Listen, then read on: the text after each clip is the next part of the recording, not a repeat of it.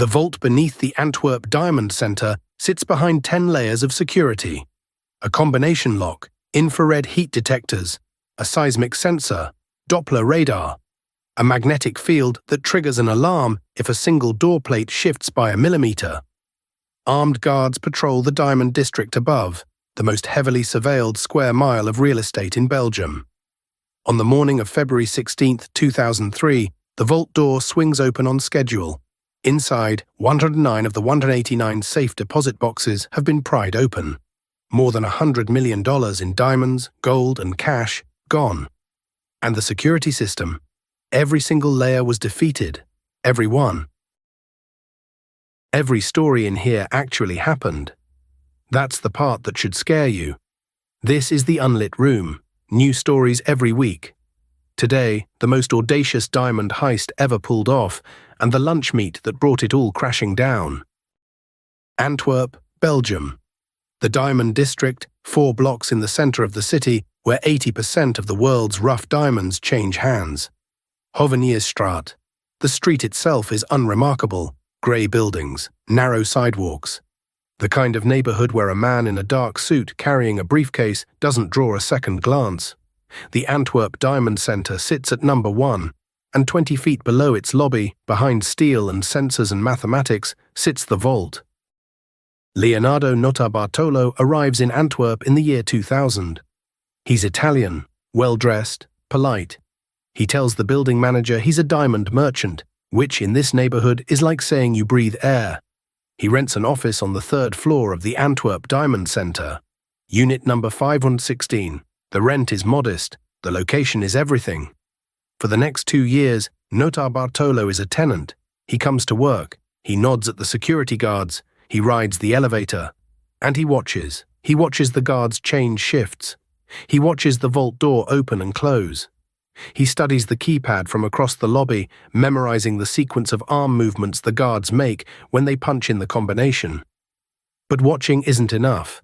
Notarbartolo needs to see what's inside, so he rents a safe deposit box, a legitimate one. This gives him authorized access to the vault. He walks in, opens his box, pretends to inspect his merchandise. What he's really doing is counting cameras, measuring distances, noting the exact make and model of every sensor between the elevator and the diamonds. He's not working alone. Back in Turin, Italy, Notarbartolo has assembled a team, each member selected for a single specific skill. The crew calls themselves Nothing. The press will later give them names. Pietro Tavano, the nervous one, Speedy, Ferdinando Fignotto, the muscle, the monster, Elio Donorio, the electronics expert, the genius, and one man whose real identity has never been confirmed, known only as the King of Keys. The School of Turin. That's what Italian law enforcement calls the network these men come from.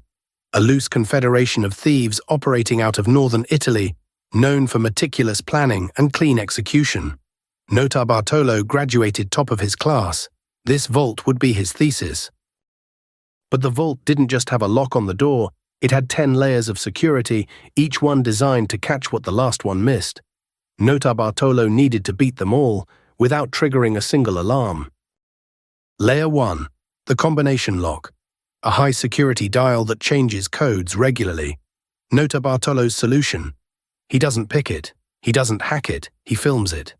At some point during his 2 years as a tenant, he installs a tiny hidden camera above the vault entrance, reportedly concealed inside a fire extinguisher.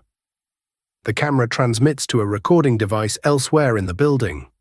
Every time a guard opens the vault, the camera captures the hand movements on the dial.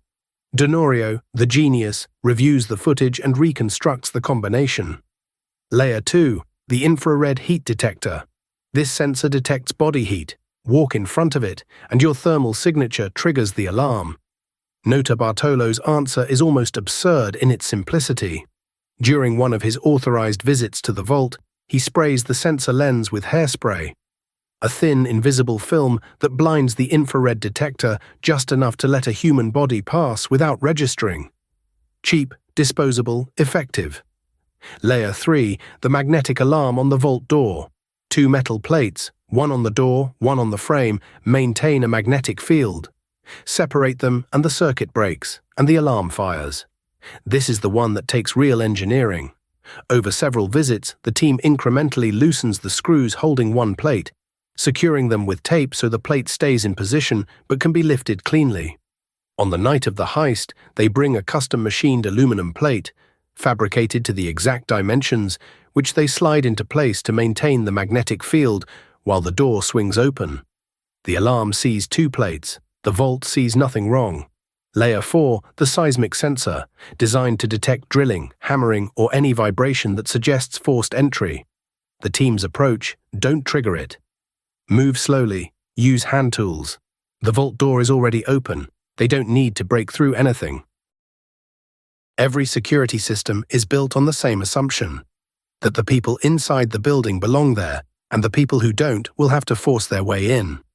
Notarbartolo's genius was understanding that if you become one of the people who belongs there, the system practically invites you in. They had the combination, they had the sensors neutralized, they had the magnetic lock bypassed. All that was left was the vault itself, and whatever was inside 189 locked safe deposit boxes. The night of February 15, 2003, a Saturday. The Diamond District is closed for the weekend. The security guards make their rounds, check the monitors, see nothing. In the vault below, the team is already inside. They work through the night. The King of Keys, whose identity remains unknown to this day, picks the individual safe deposit box locks one by one. For the boxes he can't pick, the team uses brute force, small pry bars and hand-cranked drills, chosen specifically because they produce minimal vibration. No power tools, nothing that would trigger the seismic sensor. Box after box after box, 109 of the 189 boxes opened, emptied, and left hanging. Diamonds, loose stones, gold bars, jewelry, cash in multiple currencies, securities, documents. The total value is disputed.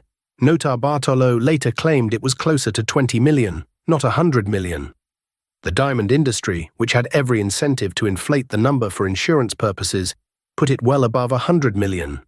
The Belgian police split the difference and estimated somewhere in between. By Sunday morning, the team is gone. They leave through the same building they entered, through the lobby, up the elevator, out a side entrance. The vault door is closed. The magnetic plates are back in position. The alarm system shows green across the board. It takes until Monday morning for anyone to notice.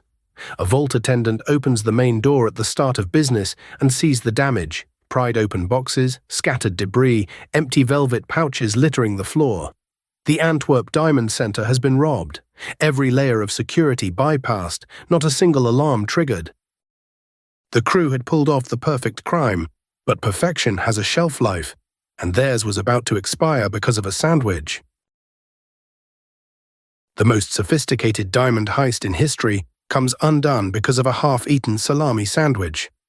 After the heist, the crew splits the take and begins destroying evidence.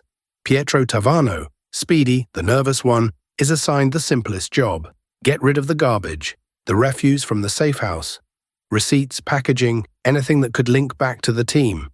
Speedy drives south on the E19 motorway, headed for a place to dump the bags. He finds a patch of woods near the highway. He pulls over, and he leaves the bags in a pile by the road. He doesn't burn them. He doesn't bury them. He doesn't even scatter them. He sets them down like a man putting out the recycling. The next morning, a local landowner named August van Camp walks his property and finds the garbage. Inside, an envelope addressed to the Antwerp Diamond Center, a rental receipt from a safe deposit box, a VHS tape, labeled with a surveillance camera feed from the Diamond Center lobby, and in a paper bag, the remains of a salami sandwich, still partially wrapped, with a clear bite taken out of it. The Belgian police collect everything. The DNA from the sandwich matches a known associate of Notarbartolo. Within weeks, Speedy, the monster, the genius, all of them are identified, arrested, and charged. Notarbartolo is picked up in Italy. He's tried in Belgium and sentenced to 10 years. Most of the others receive similar sentences. The diamonds. Most have never been recovered. More than 20 years later, an estimated $100 million in stones remains somewhere in the world, recut, resold, absorbed into the legitimate diamond trade, untraceable. There's a version of this story where the lesson is about hubris, the arrogance of criminals who thought they'd outsmarted everyone. But that's not quite right. They did outsmart everyone. They beat a vault that was supposed to be unbeatable. They bypassed technology with hairspray, tape, and patience. The thing that caught them wasn't a brilliant detective or a security system finally doing its job. It was a man who couldn't be bothered to find a dumpster. The Antwerp Diamond Heist isn't a story about crime paying or crime not paying. It's a story about the gap between the extraordinary and the mundane, how the most elegant plan in the world can be undone by the most ordinary human failing. Laziness, carelessness, a sandwich someone couldn't finish. $100 million in diamonds are still out there, somewhere. The vault has been upgraded, the sensors have been replaced, but the real vulnerability was never in the technology. It was in the people. It always is. More stories like this every week. Subscribe if you want the next one to find you. Follow the Unlit Room wherever you listen. Tell a friend who can't sleep. Subscribers hear this one ad-free, plus a bonus ending with the details Nota Bartolo revealed in his only interview from prison. Full story on the main channel. Follow if you're wide awake. That was the Unlit Room. See you in the dark.